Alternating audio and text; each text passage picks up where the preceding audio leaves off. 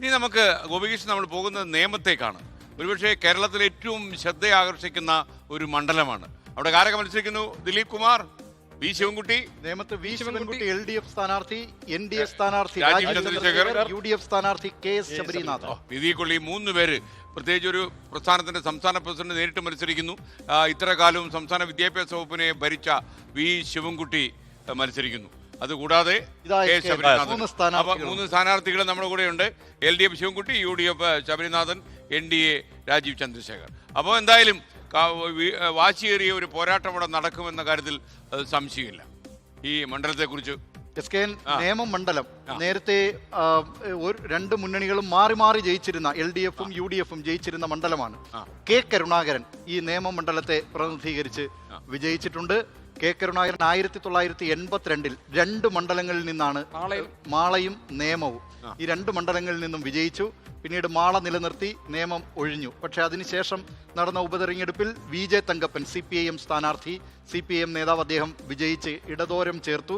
2011 ഈ മണ്ഡല പുനർവിഭജനം, പുനഃസംഘടന നടന്നല്ലോ. അതിനുശേഷമാണ് BJP അവരുടെ കരുത്ത് തെളിയിക്കുന്നത്. യഥാർത്ഥത്തിൽ 2011 ശേഷം എന്ന് നമുക്ക് സാങ്കേതികമായി പറയാമെങ്കിലും അതിനു മുമ്പ് തന്നെ, അതായത് തിരുവനന്തപുരം ഈസ്റ്റ് എന്നറിയപ്പെട്ടിരുന്ന പഴയ മണ്ഡലമാണ്. മണ്ഡലത്തിൻ്റെ മിക്ക ഭാഗങ്ങളും ഈ നേമം മണ്ഡലത്തോട് ചേരുകയാണ് ചെയ്തത്.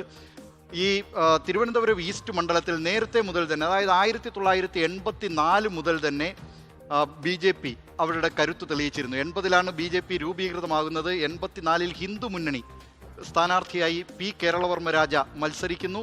കേരളവർമ്മ രാജ തിരുവനന്തപുരം മണ്ഡലത്തിൽ 1 ലക്ഷത്തിൽ, അതായത് തിരുവനന്തപുരം പാർലമെന്റ് മണ്ഡലത്തിൽ 1 ലക്ഷത്തിൽ പരം വോട്ട് നേടിയാണെന്ന് സംസ്ഥാനത്തെ ഈ മുന്നണി സമവാക്യങ്ങളെ, മുന്നണി നേതൃത്വങ്ങളെ ഞെട്ടിക്കുന്നത്. 87-ൽ കുമ്മനം രാജശേഖരൻ ആ മണ്ഡലത്തിൽ 2ാം സ്ഥാനത്തേക്ക് എത്തി.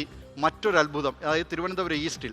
അങ്ങനെ തിരുവനന്തപുരം ഈസ്റ്റ് BJPക്ക് നല്ല സ്വാധീനമുള്ള ഒരു മണ്ഡലം എന്ന നിലയിലേക്ക് അത് മാറുന്നു.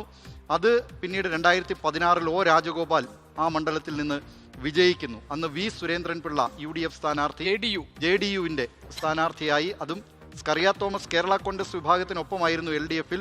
സീറ്റ് കിട്ടാത്തതിനെ തുടർന്ന് സുരേന്ദ്രൻപിള്ള JDUവിൽ ചേരുന്നു. അദ്ദേഹത്തെ സ്ഥാനാർത്ഥിയാക്കുന്നു. ആ സീറ്റ് കോൺഗ്രസ് കൊണ്ടുവന്നു. അതിന് തൊട്ടു മുമ്പ് ചാരുപാറ രവിയായിരുന്നു ജനതാദൾ സ്ഥാനാർത്ഥി, അവിടെ UDF സ്ഥാനാർത്ഥിയായിട്ടുണ്ടായിരുന്നു. അങ്ങനെ ഈ മണ്ഡലം അത് 2011-ൽ ശിവൻകുട്ടി ജയിക്കുന്നു. 2016-ൽ അത് O രാജഗോപാൽ ജയിക്കുന്നു. 2021-ൽ V ശിവൻകുട്ടി വീണ്ടും ആ മണ്ഡലം ഇടതോരം ചേർക്കുന്നു എന്ന സവിശേഷത. 2021 മത്സരത്തിന്റെ പ്രത്യേകത അന്ന് K മുരളീധരനായിരുന്നു. വീണ്ടും അവിടെ ഒരു ത്രികോണ മത്സരത്തിന്റെ ശക്തി. കാരണം 2016-ൽ O രാജഗോപാൽ ജയിച്ചപ്പോൾ UDF നേരിട്ട് ഏറ്റവും വലിയ ആക്ഷേപം, നിങ്ങൾ BJPക്ക് വേണ്ടി പണി ചെയ്തു കൊടുത്തു, BJP അക്കൗണ്ട് തുറക്കാൻ വേണ്ടി സഹായിച്ചു എന്നുള്ളതാണ്. ആ ആരോപണം ഉള്ളത് കൊണ്ടാണ് ഒരു ബാലൻസ് ഷീറ്റ് നമുക്ക് പരിശോധിക്കാം. ഇവിടെ നിയമത്തിൽ നമ്മൾ വോട്ട് ഷെയറിലേക്ക് ഒന്ന് പോയി കഴിഞ്ഞാൽ നമുക്ക് നമ്മുടെ ബാക്ക് സ്ക്രീനിലെ വോട്ട് ഷെയർ നമുക്ക് അപ്പം നോക്കാം. SK പോട്ടെ, അത് വരുവാണെങ്കിൽ അത് പറയാം. ഇല്ലെന്നുണ്ടെങ്കിൽ SK അത് വരുന്നില്ല. SK അത് വരും.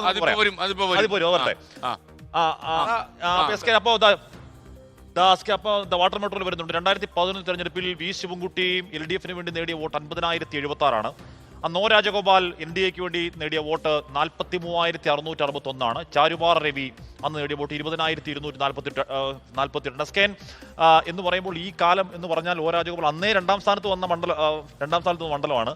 അന്ന് യഥാർത്ഥത്തിൽ നരേന്ദ്രമോദി ഇമ്പാക്ട് അല്ലെങ്കിൽ മോദി വേവ് എന്നൊക്കെ പറഞ്ഞ് BJPയുടെ ഈ വലിയ നേട്ടം ഉണ്ടാവുന്ന കാലത്തിന് മുമ്പ് തന്നെ 2ാം സ്ഥാനത്ത് അവിടെ O രാജഗോപാൽ വന്ന മണ്ഡലമാണ്. പോട്ടെ, ഇനി 2016-ലെ തെരഞ്ഞെടുപ്പിലേക്ക് നമ്മൾ ആ കണക്ക് നോക്കുകയാണെങ്കിൽ 2016 O രാജഗോപാൽ 1ാം സ്ഥാനത്തേക്ക് ഉയരുന്നുണ്ട്. 67,013 വോട്ടുകൾ നേടുന്നു. V ശിവൻകുട്ടി അന്ന് പരാജയപ്പെടുന്നു. 59,142. V സുരേന്ദ്രൻപിള്ള അന്ന് UDF സ്ഥാനാർത്ഥി, അങ്ങേയറ്റം ദുർബലനായ സ്ഥാനാർത്ഥി.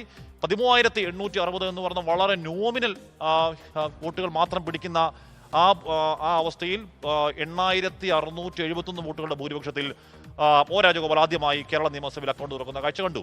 ഇനി 2021-ലെ തെരഞ്ഞെടുപ്പിലേക്ക് വന്നാൽ അന്ന് അവിടെ തുറന്ന അക്കൗണ്ട് V ശിവൻകുട്ടി പൂട്ടിച്ച കാഴ്ച. V Sivankutty 55,837 vote. കുമ്മനം രാജശേഖരൻ അന്ന് NDA സ്ഥാനാർത്ഥി മത്സരിക്കുന്നു. അന്ന് 51,888 വോട്ടുമായി 2ാം സ്ഥാനത്തുണ്ട്. അവിടെ പക്ഷേ യഥാർത്ഥത്തിൽ V ശിവൻകുട്ടി രാജഗോപാൽ അക്കൗണ്ട് പൂട്ടിക്കാനുള്ള പ്രധാന കാരണം K മുരളീധരൻ പിടിച്ച വോട്ടാണ്. നേരത്തെ ഗോവിച്ചേട്ടൻ പറഞ്ഞതുപോലെ 36,524 വോട്ടുകൾ K മുരളീധരൻ പിടിച്ചു. ചെറിയ ഭൂരിപക്ഷമാണ്. ഭൂരിപക്ഷം 3949 വോട്ടിന്റെ ഭൂരിപക്ഷത്തിന് അന്ന് വി ശിവൻകുട്ടി അവിടെ അദ്ദേഹം തിരിച്ചു പിടിച്ചു. SK മണ്ഡലത്തെ പറ്റി പറയുമ്പോൾ വി ശിവൻകുട്ടിയെ പറ്റിയൊക്കെ പറയുമ്പോൾ എനിക്ക് വ്യക്തിപരമായിട്ട് ചെറിയ അനുഭവമുണ്ട്. അപ്പോൾ അന്ന് ട്രിവാൻഡ്രത്ത് ട്രിവാൻഡ്രത്ത് പഠനം നടന്ന കാലം SK അന്നും സംഘടനാ സജീവമായിട്ടുണ്ട്. ഒരു ചെറിയ തർക്കം ഉണ്ടാകുന്നു, ഒരു പ്രശ്നം ഉണ്ടാകുന്നു, ഒരു ചെറിയ അടിയുടെ വക്കിലേക്ക് പോകുന്നുണ്ട്. അപ്പോൾ അന്ന് ശിവൻകുട്ടി ചേട്ടനാണ് നമ്മുടെ എല്ലാത്തിൻ്റെയും അവിടെ രക്ഷാധികാരി, അവസാന വാക്ക്. അപ്പോൾ ശിവൻകുട്ടി ചേട്ടൻ ആരെ വിളിച്ചു, പ്രശ്നം ഉണ്ടാകുന്നുണ്ട്. അപ്പോൾ ശിവൻകുട്ടി ചേട്ടൻ അന്ന് നമ്മൾ അണ്ണനെ വിളിക്കാം, പുള്ളി ഒരു ഓപ്പൺ ജീപ്പിലിങ്ങ് വന്നു. ഓപ്പൺ ജീപ്പിൽ വന്ന് ചാടി ഇറങ്ങി മുണ്ടൊക്കെ വിളിക്കും, ആരാടാ എന്നെ പിള്ളേർ അടിക്കണ്ടേ എന്ന് പറഞ്ഞാൽ നിന്നു. SK അന്ന് അവിടെ മാത്രമല്ല, അന്ന് തിരുവനന്തപുരത്തുള്ള സകലമാന മേഖലകളിലും തൂണിലും തുരുമ്പിലും അന്ന് വി ശിവൻകുട്ടി അവിടെ ഉണ്ട്. ആ ശിവൻകുട്ടിക്ക് അത്രത്തോളം ആഴത്തിൽ വേരോട്ട മണ്ഡലത്തിലുണ്ട്. പക്ഷേ ഇക്കുറി SK അങ്ങോട്ടേക്ക് വരുമ്പോഴേക്കും അത് അതിശക്തമായ ത്രികോണ പോരാട്ടമായി മാറുന്നു. നേരത്തെ ആദ്യം കേട്ട വൈഷ്ണവ് സുരേഷിന്റെ പേരായിരുന്നു, JS അഗറിന്റെ പേരായിരുന്നു. പക്ഷേ ഈ രണ്ട് പേരുകാരായിരുന്നെങ്കിൽ അത് ഡയറക്റ്റ് NDA LDF ഫൈറ്റ് എന്നതിലേക്ക് പോയതിന് ഇപ്പം അങ്ങനെയല്ല. അവിടെ ശബരിനാഥൻ നിൽക്കുന്നു. ഞാൻ ഇന്ന് നമ്മുടെ അവിടെയുള്ള കുറേ അധികം സുഹൃത്തുക്കളെ വിളിച്ചു ചോദിച്ചു എന്താ അവസ്ഥ അറിയാൻ വേണ്ടി. അറിയിച്ചപ്പോഴത്തേക്കും ശബരിനാഥൻ വന്ന നിലയിലല്ല, അദ്ദേഹത്തിന് കുറേ അധികം ഇൻട്രോസ് ഉണ്ടാക്കാൻ പറ്റുന്നു, മുൻതൂക്കം ഉണ്ടാക്കാൻ പറ്റുന്നു എന്ന് പറഞ്ഞാൽ അതിശക്തമായി ടൈറ്റ് ഫൈറ്റിലേക്ക് കാര്യങ്ങൾ പോവുകയാണ്. മുരളീധരൻ പിടിക്കുന്ന വോട്ടിലേക്ക് അവിടെ ശബരിനാഥിന് വോട്ട് പിടിക്കാൻ സാധിക്കുകയാണെങ്കിൽ again repetition of the result എന്ന് വെച്ചാൽ വന്നേക്കാം എന്നുള്ള ചില സൂചനകൾ അവിടെ വരുന്നുണ്ട്. അറിയില്ല.